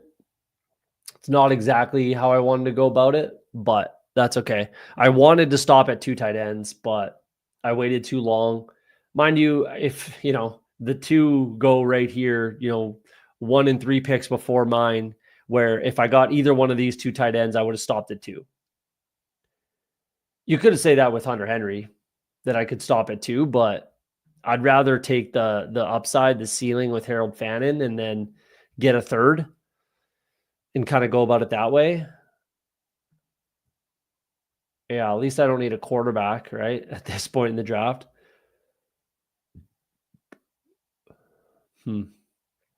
I mean, realistically, you could make a case that I could stop at 2 with McBride and Fannin, but yeah, I don't think I will do that. Starts to get thin. It definitely starts to get thin around now, but I can take a 3rd tight end anywhere kind of and be okay with it. Like even like Gunnar Helm, Mason Taylor. Maybe I'll take maybe I'll take a Gunnar Helm. I really need to go watch tape on these tight ends right away. right away. That's the next thing that I'll do with my life, realistically, is go watch the tight end tape, because I like a lot of the guys, but I don't know. I need to develop some rankings, which I'll share with you when I do finish that up. But I haven't watched any tight end tape yet. I'm still finishing up the wide receivers. Quarterbacks and tight ends are next. I'm going to prioritize tight ends over quarterbacks for sure, because I don't like any of the quarterbacks enough to really care. Cam Ward, maybe, but outside of that, I'm not going to be team rookie quarterback this year. That's for sure. Well, that's an easy pick. Well, it was either Wandale or Fannin, so that's an easy click. That might open the door to stop at 3. I like that. That's really nice. That's really nice. And I wouldn't mind 7. Yeah, so 3-7-7-3. I think that's what I'm going to do now. Wide open to stop at 7 with getting Wandale Robinson there. That's cool. That's nice. I think I will stop at 7 now. So let's do that. Let's just make that hard, fast decision. Like I said, when you're in these drafts, make decisions, be hard, fast, and firm on your decisions. And that's what I'm going to do. So that opens the door for 3 more running backs and 1 tight end. So I got Schultz, Tavian Sanders is there. But I might just take the risk on a rookie tight end with McBride, right? If I'm getting a third tight end in this situation, then I can go with an Arroyo. I can go with a Mason Taylor, a Gunnar Helm. And that can be my last pick, right? Even Aronde Gadsden, I think I will like when I do get around to the film. But worries me about Dalton Schultz is Cade Otton, who we just saw, or not Cade Otton, Cade Stover, who we just saw. That concerns me about Dalton Schultz because he is getting some play. He's getting some run. Ohio State to Ohio State, right? So there is some concern there. There goes Arroyo. I liked Jatavian Sanders from Texas last year. Therefore, I think I'll like Gunnar Helm. Mason Taylor has that pedigree. Jason Taylor was his dad, in case you didn't know. I'm going to go with Audric Estime here for sure. Bring him in.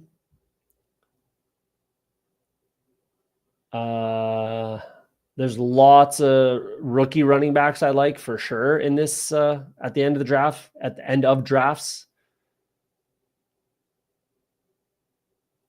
So that's probably the direction I'll go over a lot of these. I mean, Jordan Mason could be on the board, but yeah, I don't think I'll go down that road. Marshawn Lloyd could be on the table here. That would make some sense with one more rookie. Mind you, he is basically a rookie. Antonio Gibson isn't a bad click right here. And then another rookie. That actually might be the way I go.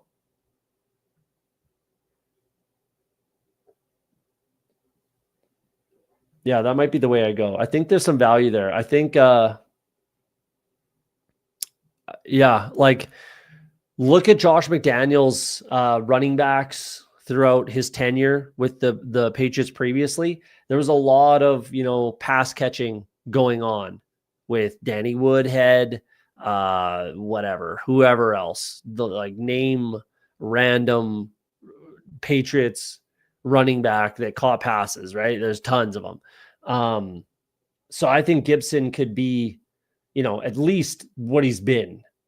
And if you're getting him in the 18th, 19th, 20th round, then there you go. And I want a veteran. I want he is a pretty established veteran at this point, but that's what I want. That's what I want is an established veteran. He is on the team. Ramondre had some serious fumbling issues where a new coaching staff might not have any patience for whatsoever. So, yeah, and regardless, he's going to catch passes.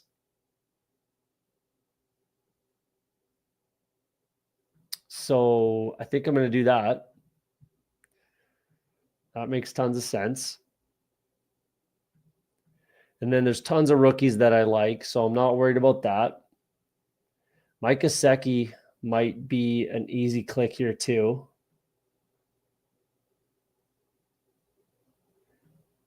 If he comes back to the Bengals, which is very, very live, considering what he did, and then no T. Higgins most likely, they have to address that defense in the draft. So I really don't think they're going to prioritize tight end. I really, really don't. Obviously, offense wasn't a problem. They know Gesicki can get the job done. He should be happy to come back to the team. So let's do that if he's there.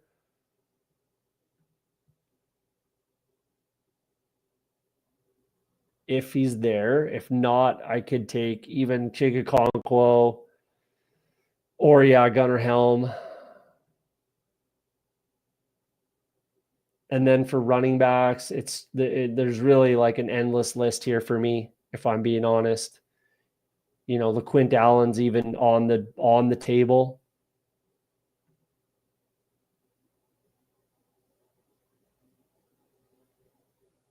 Yeah, any one of these guys at running back, I'm perfectly happy with.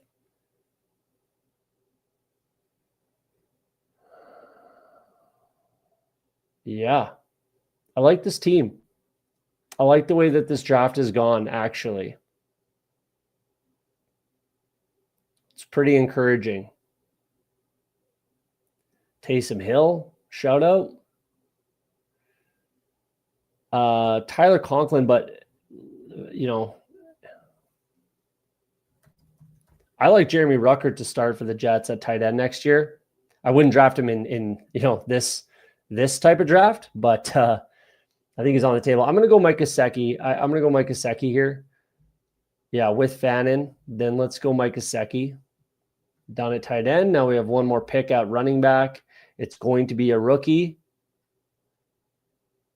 And it's going to be one of these four.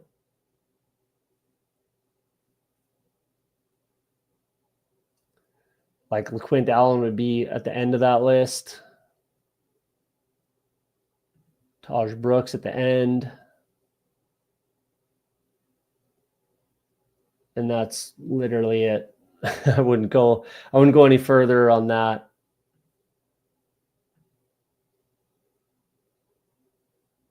Yeah, I wouldn't go any further down the list on that one. So it's definitely one of these guys, but it'll probably be, one of these top. And this isn't necessarily my order. These are just the order of the ADP, but I will be taking one of these wide receivers or one of these running backs. If you're just popping in, if you don't mind, hit that like button for me. Helps out a ton. Takes 2 seconds. Free for you. Helps me. We'll do another stream a little later in the week, maybe Thursday. Probably Thursday. I'll rip another stream. Maybe Friday. I don't know. My cat's going for surgery, getting some teeth pulled. That's fun. Very expensive. Very good time. Super happy about it. But yeah, shouldn't stop me from streaming. I'll tell you that.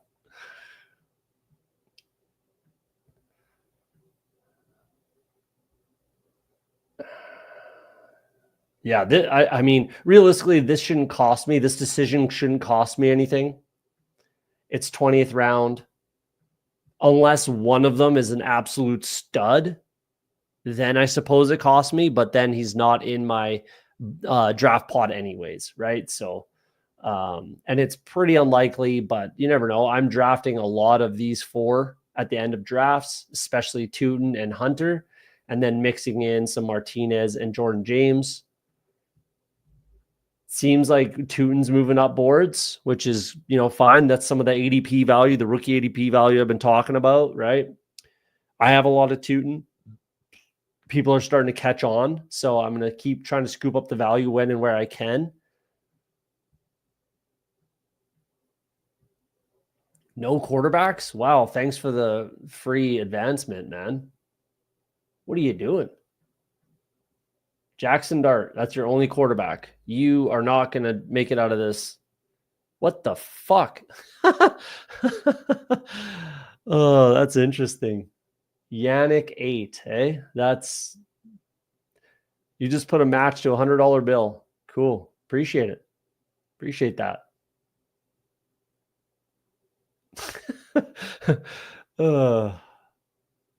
Unless Jackson Dart is an all-pro in his rookie season. That's wild. File that under things you don't see very often. We'll take a quick look, Putt Daddy, at all the teams, just because I saw that too. That's a free square. That's nice. Who do I want? Let's go Tootin or Hunter because they're my guys. Let's go Hunter. Let's go Jarquez Hunter. I like him a lot.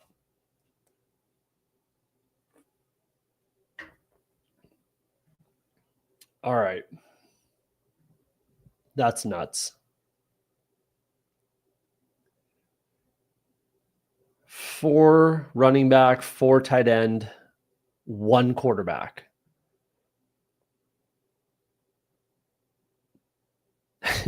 Thanks for the free square, man. That's awesome. We'll wait till it ends so we can pull it up just so it doesn't kick us out and keep kicking away from teams. So we'll give it a few seconds, and we'll jump in, take a look at all these teams quickly. Not a huge breakdown, but Kamani Vidal sighting. There you go. We'll take a quick look just to break it down a little bit.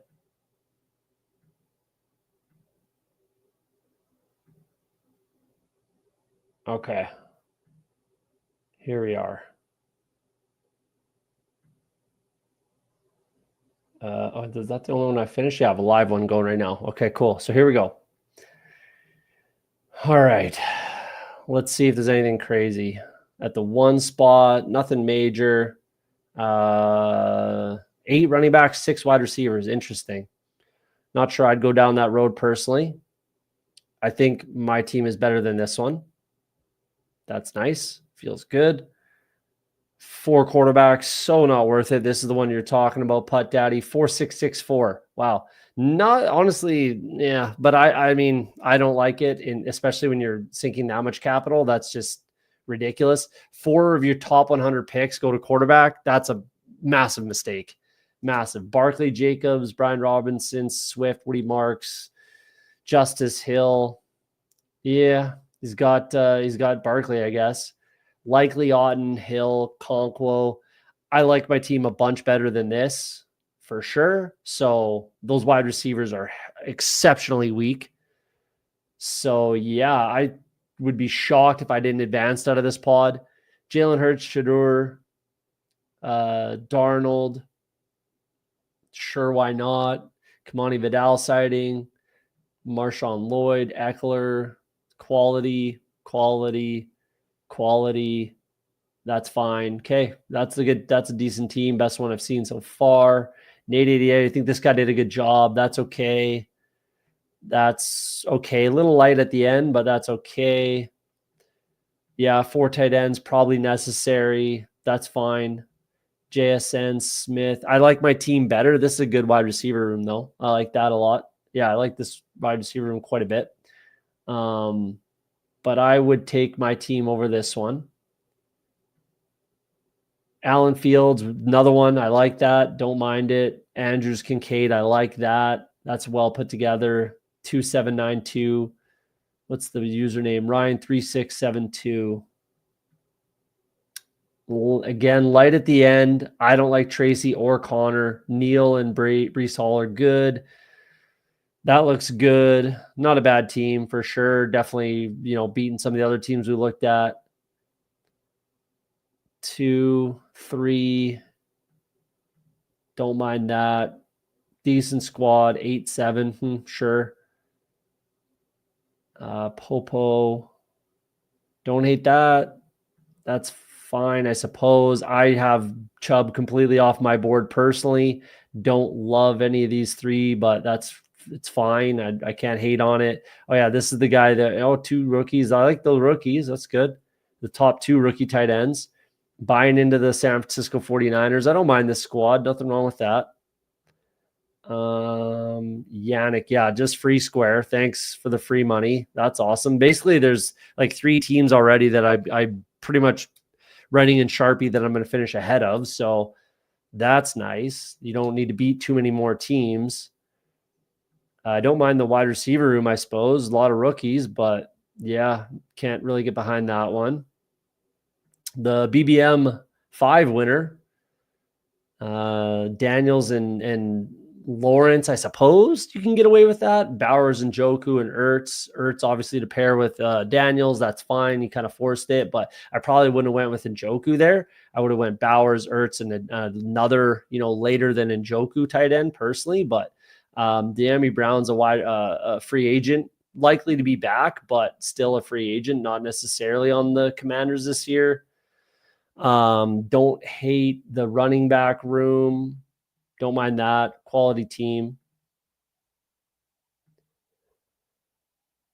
Kyler, Ward, Stafford, a little soft, but not the end of the world. Definitely soft. That concerns me. Don't mind the tight end room. Definitely a good wide receiver room. Not the worst team in the world. May, Herbert, Carr, not bad. HN, Henry, Montgomery, sure, you can get by with that.